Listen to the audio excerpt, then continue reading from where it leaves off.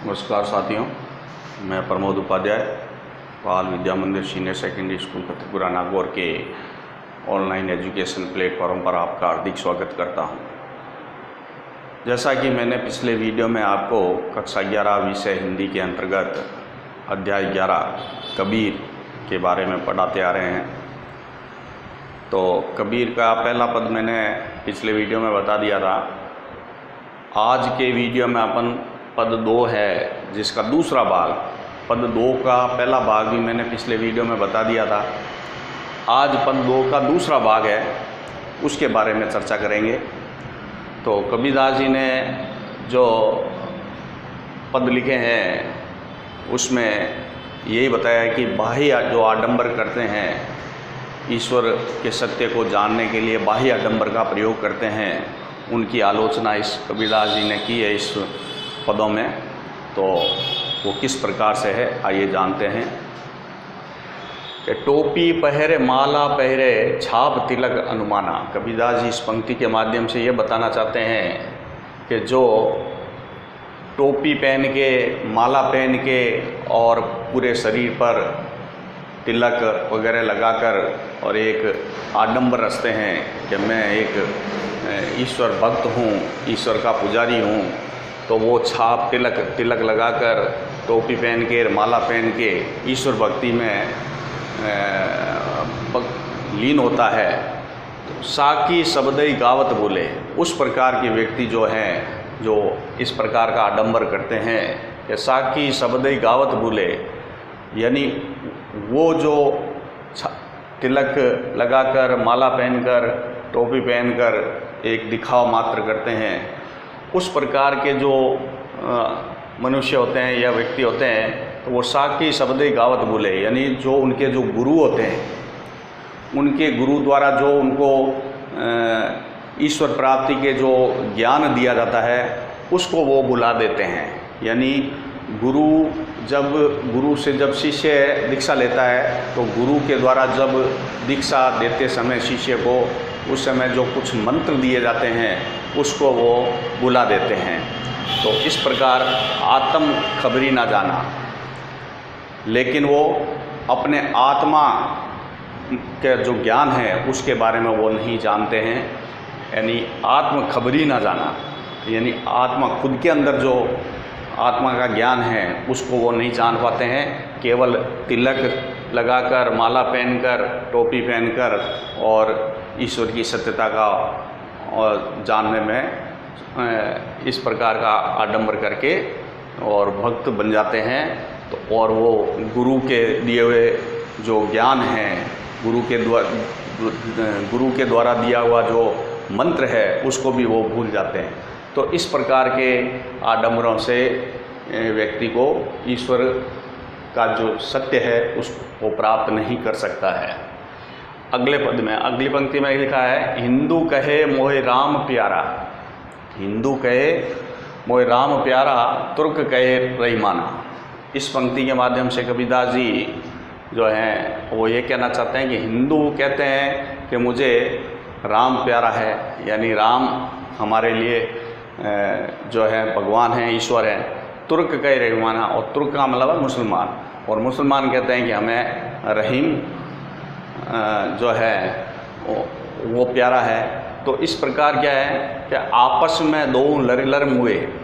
कबीरदास जी कहते हैं कि आपस में दो लर यानी लड़ कर, आपस में दोनों ही क्या करते हैं, लड़ कर मर जाते हैं। मर्म ना कहूँ जाना, लेकिन वह ईश्वर का सच्चा जो सत्ता है, ईश्वर की जो सत्यता है उसको दोनों ही नहीं जान पाते हैं। ना हिंदू जान पाता है, ना ही मुसलमान जान पाता है। लेकिन दोनों को क्या है कि हिंदू कहे मोहे राम प्यारा और मुसलमान कहे मुझे रहीम प्यारा, लेकिन दोनों ही आपस में लड़ कर ईश्वर की सत्ता यानी ईश्वर के सत्य को नहीं जान पाते हैं।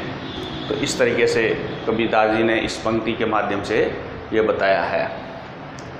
अब दूसरा है, घर घर मंत्र देत फिरत है। घर घर मंत्र देत फिरत है, महिमा के अभिमाना।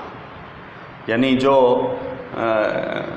ईश्वर की सत्यता के बारे में जो ऐसे संतजन होते हैं ऐसे जो होते हैं लोग होते हैं जो अपने अंदर ये अभिमान रहता है उनके अंदर के हमारे अंदर ईश्वर के सत्यता का ज्ञान हमें है, तो वो क्या करते हैं, घर घर जाकर इस प्रकार का मंत्र देते हैं, लोगों को घर घर जाकर इस प्रकार का मंत्र देते हैं, महिमा का अभिमान करते हैं। वो गुरु जो ऐसे इस प्रकार के जो गुरु होते हैं वो अपने अहंकार के रूप में घर घर जाकर अपने ईश्वर की जो सत्यता है उसका ज्ञान करवाते हैं। लेकिन वो उनके अंदर क्या होता है, एक अहंकार होता है, अभिमान यानी घमंड। गुरु के सहित सीखे सब बूढ़े अंत काल पछताना।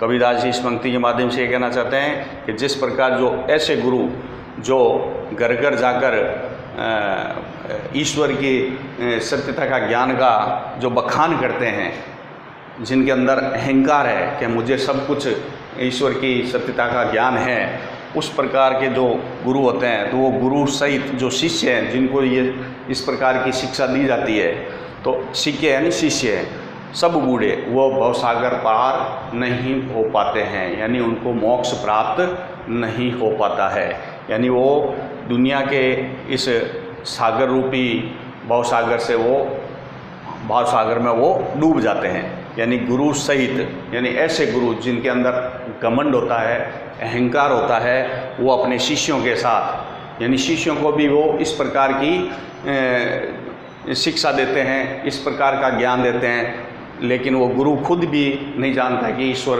की सत्यता क्या है। तो इस प्रकार वह झूठे आडंबर रचकर और अपने शिष्यों को भी साथ में लेकर भवसागर पार नहीं कर पाते हैं, दुनिया के इस सागर रूपी भवसागर को वो में डूब जाते हैं। तो इस तरीक़े से अंतकाल पछताना यानी अंत में वह सभी पछताते हैं। ठीक है, तो इस तरीके से कबीरदास जी ने ये इस पंक्ति में ये बताया है। अगली पंक्ति में कहे कबीर सुनो संतों, कबीर जी कहते हैं कि हे संत जनों, संतों यानी जो सज्जन संत जन होते हैं, कि कहे कबीर सुनो हो संतों ये सब भ्रम भुलाना, ये सब भ्रम भुलाना। कहे कबीर, कबीरदास जी कहते हैं कि हे संत जनों ये भ्रम भुला दो।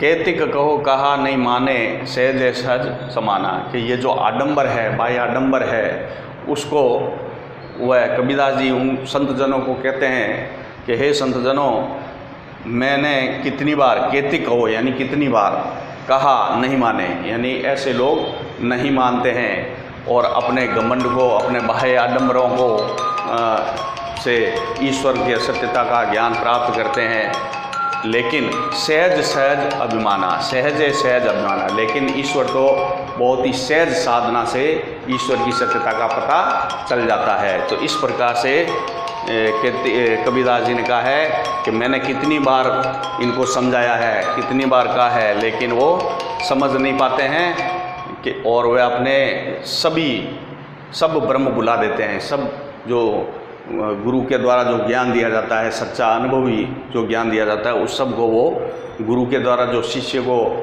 दक्षिणा के समय जो मंत्र दिए जाते हैं, उन सब को वो भुलाकर बाह्य आडंबर करके इस प्रकार का कार्य करते हैं कि ईश्वर का सच्चा ज्ञान प्राप्त हो जाए, लेकिन वो इस ब्रह्म में रहते हैं। कैतिका यानी मैंने बार बार, कबीरदास जी कहते हैं कि मैंने बार बार इन ऐसे लोगों को समझाया कि सहज सहज समाना यानी ईश्वर तो सच्ची साधना, एक सहज साधना से ही मिल सकता है ईश्वर का सच्चा ज्ञान। तो इस प्रकार से कबीरदास जी ने इन दो पदों के माध्यम से हमें यही बताया है कि कभी भी बाह्य आडंबर नहीं करना चाहिए लोगों को, और बाह्य आडंबर ना करके आत्मज्ञान होना चाहिए। ईश्वर से साधना से ही ईश्वर की सच्चे ज्ञान की प्राप्ति हो सकती है, ना कि बाह्य आडंबर करने से या छाप तिलक लगाने से, माला पहनने से या टोपी पहनने से।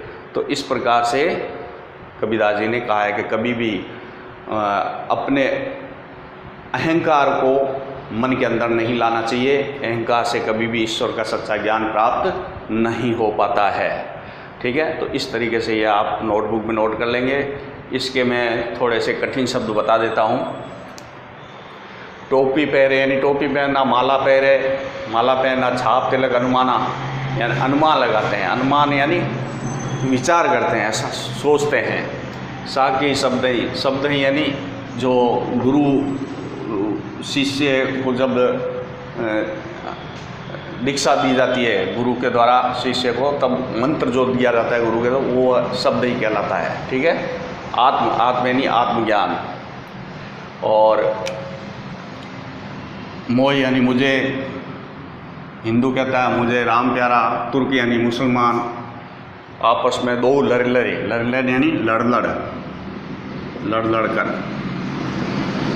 दो यानी दोनों, हिंदू और मुसलमान दोनों।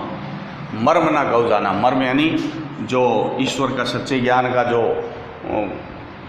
जो बात है, मर्म ना यानी उनके बारे में कोई नहीं जान पाया दोनों में से।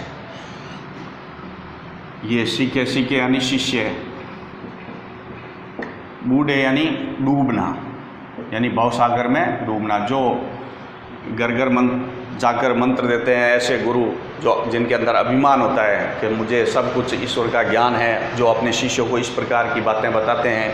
ईश्वर जो गुरु, ऐसे गुरु जो अपने शिष्यों को इस प्रकार का झूठा ज्ञान कराते हैं, वो भवसागर में डूब जाते हैं, यानी उनको मोक्ष प्राप्त नहीं होता है, वो भवसागर को पार नहीं कर पाते हैं। अंतकाल पछताना यानी अंत में पछताना।